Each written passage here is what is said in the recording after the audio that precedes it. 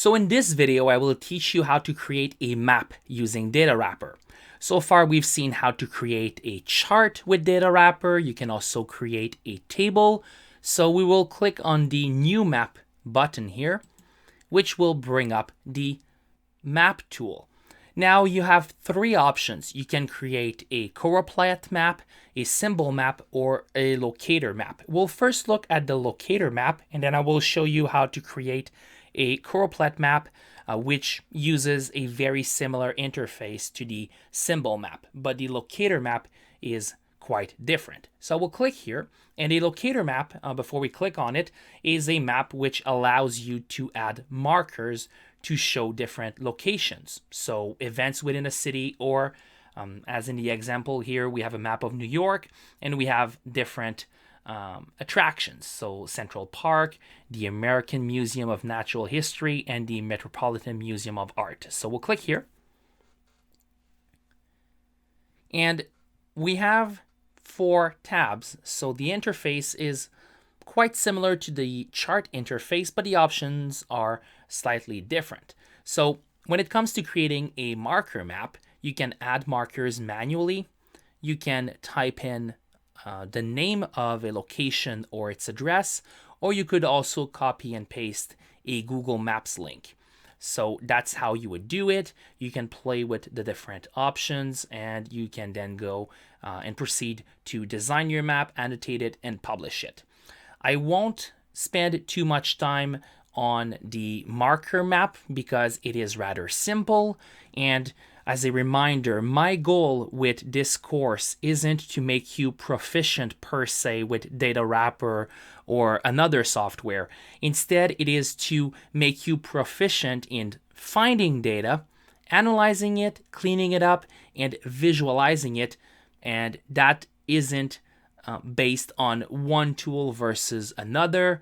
You know, once you understand how to create a bar chart, and once you understand the difference between a bar chart, a grouped column chart, a pie chart, a line chart, or a scatter plot, well, that's what matters. You can then use Datawrapper, Tableau, or similar software to create your visualization. So if you want to learn more about marker maps, visit Datawrapper Academy and you will be able to follow the instructions.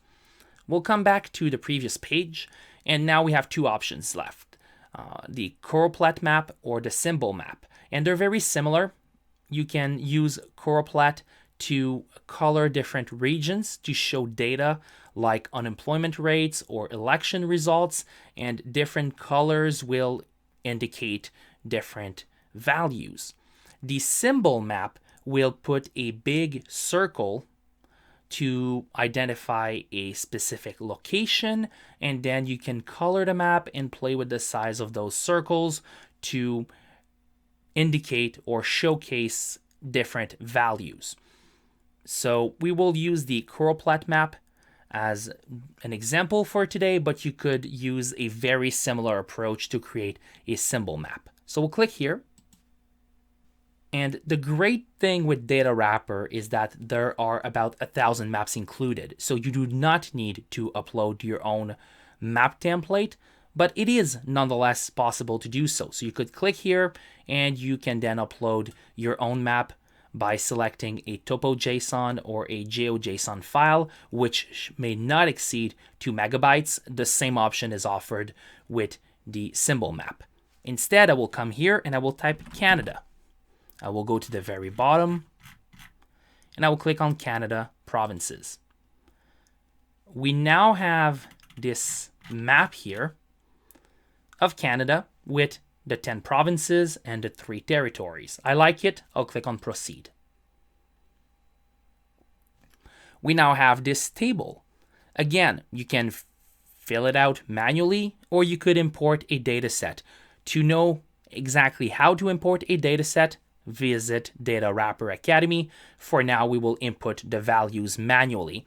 And the values we will be using are the unemployment rates across Canada for October 2020. I will use this data set from Statistics Canada. I will put the link on the course website so that you can follow along if you wish to do so. And literally what I will do here is that I will copy and paste the data manually. So I will go to the October 2020 column.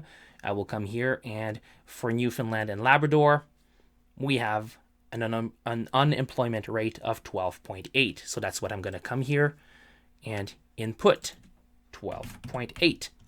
So to save you some time, I will fill out this table, and I will see you in a few seconds.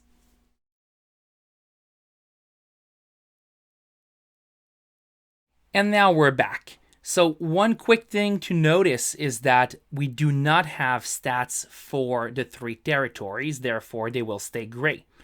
For the provinces, we have the unemployment rate for each of the provinces, and then we have a color-coded scale. So it goes from 6.3 or 6.4 rather in Saskatchewan, and it goes up to 12.8 in Newfoundland. So in Newfoundland, it's, that's the highest unemployment rate. So we have a dark blue shade, and in Saskatchewan, we have this kind of light gray, a light green color because the unemployment rate is the lowest in the country. And the great thing with data visualization in general, so whenever you visualize data, is that you can also use it, and that's not something we've talked about much, but you could technically create a visualization, a temporary one, during the analytical process, especially when dealing with geographic data. You can create a map, and this can help you better understand your data set and analyze your data. So right off the bat here, we see that in the maritime provinces, we have dark blue for Newfoundland and Labrador. We have a rather high unemployment rate as well in New Brunswick and Nova Scotia at 8.7 for Nova Scotia, 10.1 for New Brunswick. Then Quebec and Manitoba, Saskatchewan, and BC are lighter colors. So the map allows us to see very quickly and efficiently a comparison between different provinces. And then you could look into public policies. We are still amid a pandemic, so you could look at public policies when it comes to forced closures for businesses, to confinement, whether or not kids are physically in school all day. There are different reasons you could look into as storytellers to understand why we have the data we have. But right now, we've got this map, looks great, so we will proceed to the next step, which is to visualize the data. And notice here just before that, the geocode drop-down menu. Now we have name. If we were to upload postal codes and whatnot, that's where you would come and tell the system to use the postal code, for instance, to create your map. I will click on proceed. We now have our map.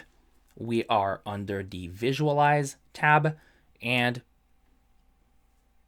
same thing as with the chart tool, you can now refine, annotate, and play with the design of your map. So I could come here and choose a different palette. So I'll select this one, and I don't really like the color for Ontario, so I will come back to, say, this one here.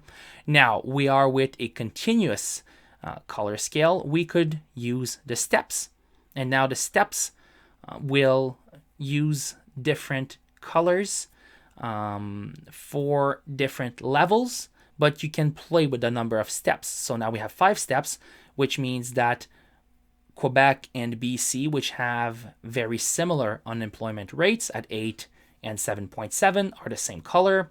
Same thing for Saskatchewan and Manitoba at 6.4 and 7.1. But we have 10 provinces. I could come here and use 10 different steps. And now all of my colors are slightly different. So it's really up to you. I think that the continuous scale worked as well. So I will revert back to it, and that's fine. You can play around. You can then annotate it, and I will fill it out and see you back in a sec so that we save some time.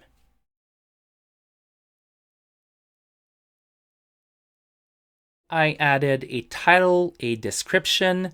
I could add some notes at the very bottom. I don't feel the need to do so right now.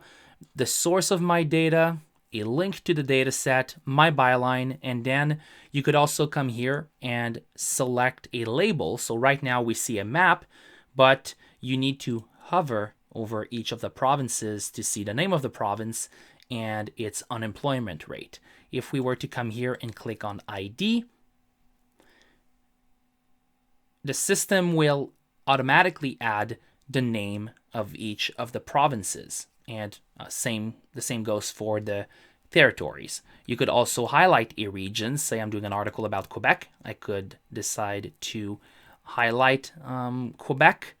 I could decide to highlight Ontario, and those sections will be highlighted once I publish my map. But for now, I will keep it as is.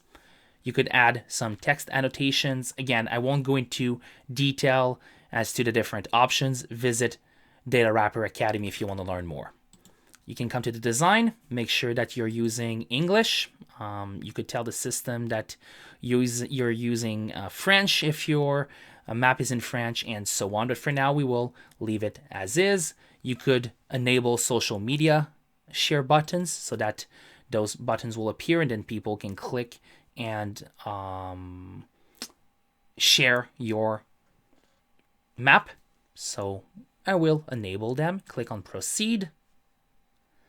And now, as usual with Datawrapper, the next step is to click on publish. You see those social media buttons now. It's rendering it. It can take a few seconds. And now my map is up and running.